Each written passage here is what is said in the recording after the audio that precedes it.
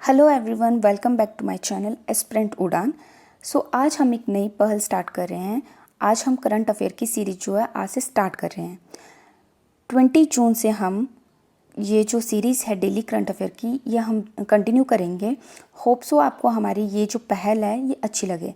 अगर आपको यह अच्छी लगती है तो प्लीज़ हमें मोटिवेट करने के लिए चैनल को सब्सक्राइब करें, वीडियो को लाइक एंड शेयर करें।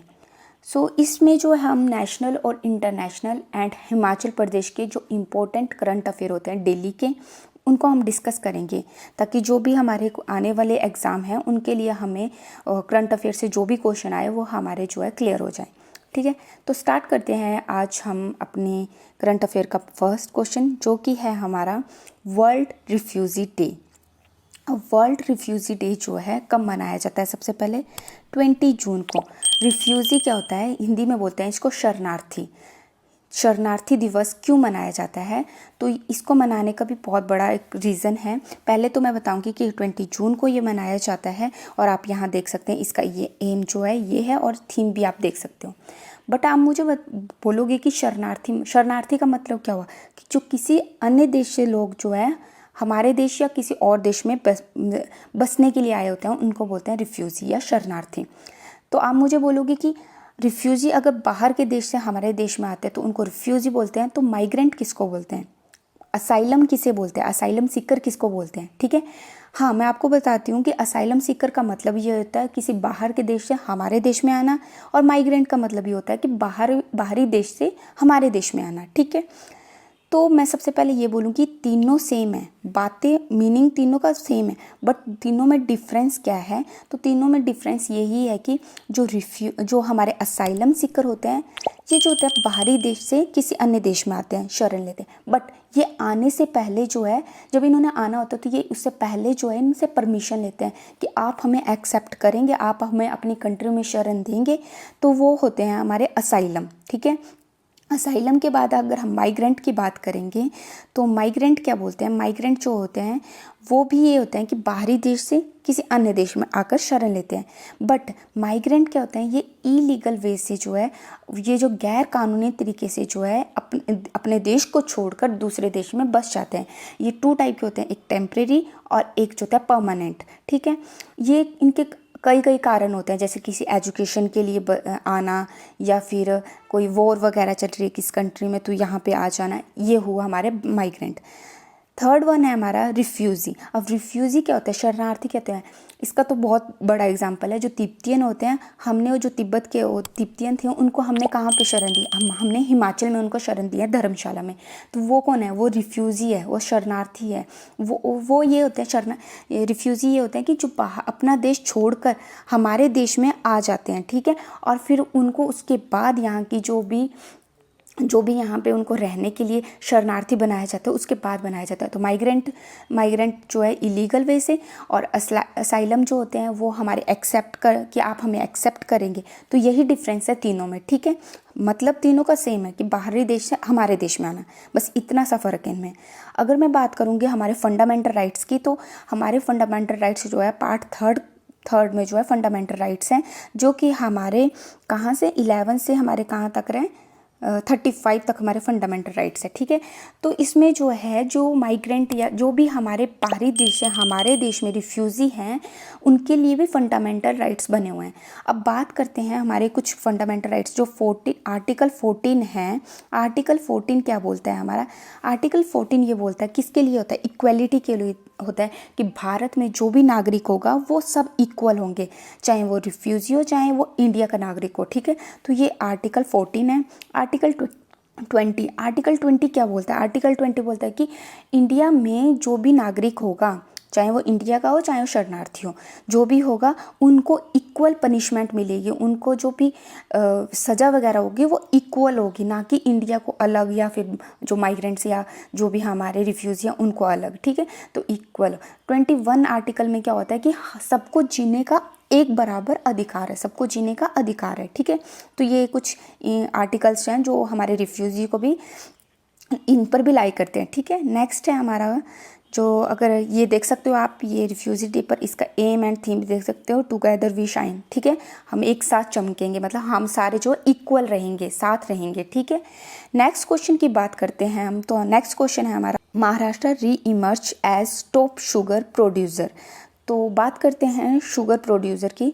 तो इंडिया में सबसे ज़्यादा शुगर कहाँ पे प्रोड्यूस होता है, तो आप बोलोगे यूपी में। बट अब जो है महाराष्ट्र जो है टॉप लिस्ट पे आ गया है। 5 सालों के बाद जो है महाराष्ट्र अगेन टॉप लिस्ट पे आ गया है, किसमें, शुगर प्रोड्यूसर में। जो हमारा महाराष्ट्र है, अगर 2011 से 2021 की बात करेंगे तो हमारा जो यूपी था वो हमारा कितना टन प्रोड्यूस करता था, 105 टन जो है शुगर प्रोड्यूस करता था, शुगर का उत्पादन करता था। बट अब बात करेंगे महाराष्ट्र की, तो महाराष्ट्र अब टॉप पे आ गया है। 138 टन जो है जो शुगर प्रोड्यूसर है वो महाराष्ट्र बन चुका है। और ये कितने साल के बाद हुआ है, तो ये महाराष्ट्र ये जो है 5 सालों के बाद हुआ है। आप देख सकते हो यहाँ पे मैंने सब कुछ लिखा हुआ है, आप देख सकते हो कि 2021-22 तक जो है हमारा 2021-22 तक जो था 138 लाख टन था। नेक्स्ट उत्तर प्रदेश का 105 टन जो था ये उत्तर प्रदेश का था। अगर हम अपने नेक्स्ट क्वेश्चन की बात करते हैं, तो नेक्स्ट क्वेश्चन है हमारा एनवायरमेंटल परफॉर्मेंस इंडेक्स, ईपीआई होता है इन्वायरमेंटल परफॉर्मेंस इंडेक्स। अब ये जो है डेनमार्क जो है, जो कंट्री डेनमार्क है, उसने ये जो रिपोर्ट जारी की थी। और इंडिया का इस पे रैंक कितना है, तो इंडिया का इस पे रैंक जो है 180 रैंक है, जो कि इंडिया ने मानने से इनकार कर दिया है। बट इसकी बात करते हैं कि इसका नेतृत्व जो है डेनमार्क ने किया, मतलब किसने हो की ये जो रिपोर्ट बनाई वो डेनमार्क ने बनाई। और अगर टॉप कंट्री की बात करूँगी तो नंबर 1 पर जो है किसको रखा गया, कौन है नंबर 1 पर, डेनमार्क। और सबसे लास्ट कौन है, तो इंडिया 180th नंबर पर है, जिसमें इंडिया ने मानने से इनकार कर दिया। अब कुछ हम लिस्ट की बात करते हैं कि कौन नंबर 1 पर कौन कौन है, कौन इंपॉर्टेंट जो कंट्री है उनकी लिस्ट की बात करते हैं। ठीक है, सो ये रिपोर्ट है, कुछ देख सकते हो आप यहाँ पे। अफगानिस्तान 81, श्रीलंका 182। अगर हम पाकिस्तान की बात करते हैं तो 176 जो है पाकिस्तान। इंडिया की बात करते हैं तो 180 जो है इंडिया, जो कि सबसे लास्ट में। आप देख सकते हो ये बाकी कंट्री भी हमसे ऊपर हैं, तो हम जो है बहुत ही नीचे हैं। तो पर इंडिया ने इस चीज़ से मानने से भी इनकार कर दिया। ठीक है, उसके बाद हम बात करेंगे हमारे नेक्स्ट क्वेश्चन की। तो नेक्स्ट क्वेश्चन है हमारा शिक्षा मंत्रालय स्नातक डिग्री प्रोग्राम शुरू। तो बात की गई है कि ड्यूटी के दौरान पढ़ाई कर सकते हैं अग्निवीर। ये तो आपको पता ही है, अग्निपथ स्कीम जो है उसका कितना बवाल चला हुआ है हमारे देश पे। तो एक बात से ये सही भी है, एक तरीके से ये गलत भी है, बट चलो ठीक है, जो भी सरकार ने सोचा होगा वो हमारे हित के लिए ही सोचा होगा। बात करेंगे कि अगर हम ये जो स्कीम है तो ये अच्छी चीज़ भी है इसमें कि ठीक है, अगर आप ड्यूटी कर सकते हो तो उसके दौरान ही आप अपनी स्टडी भी जो है कंटिन्यू कर सकते हैं। इसके बारे में फुल डिटेल वीडियो तो हमारे चैनल पे डली हुई है कि अग्निपथ क्या है, क्या स्कीम है, कैसे क्या किया गया। तो यहाँ पे मैं ज़्यादा इस चीज़ पर नहीं जाऊँगी, आप उस वीडियो को देख सकते हो। डिस्क्रिप्शन में उस वीडियो का भी लिंक डाल दूँगी। ठीक है, बात करती हूँ अगर मैं पेंशन की, कि पेंशन पर बहुत भी बवाल चला हुआ है कि पेंशन जो हमारी पेंशन है वो होनी चाहिए, नहीं होनी चाहिए, बहुत चीज़ें।